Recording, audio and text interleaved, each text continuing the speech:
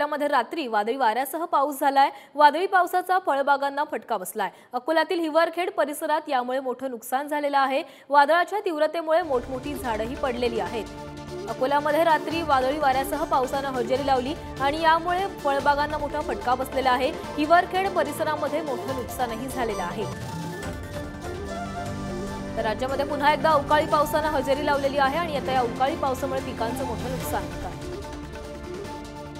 तर याबाबत अधिक बोलण्यासाठी आमचे प्रतिनिधी जयेश गव्हाणे आपल्या सोबत जोडले गेलेले आहेत। जयेश, अकोल्यामध्ये काल रात्री अवकाळी पावसाने जोरदार हजेरी लावली, यामुळे पिकांचं मोठं नुकसान झालेलं आहे। काय अधिकची माहिती समोर येते? जिल्ह्यात हवामान विभागाने दिलेल्या अंदाजानुसार 9 तारीख ते 12 तारखेपर्यंत वादळी वाऱ्यासह अवकाळी पावसाचा इशारा दिला आहे।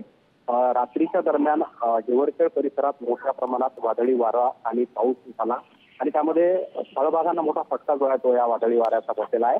तर तिकडे मूर्तिजापूर तालुक्यात देखील वादळी वारा आणि अवकाळी पाऊस मोठ्या प्रमाणात झाला आहे। त्यामुळे तेथील सुद्धा फळबाग जे आहे लिंबू वर्गीय त्या बागांना मोठा फटका बसला, त्यामुळे शेतकऱ्यांचं मोठं नुकसान झालेलं आहे आणि या नुकसानीची आता पंचनामा शासनानं करावा आणि तात्काळ नुकसान भरपाई मिळावी अशी मागणी आता परिसरातील शेतकरी गटाची आहे।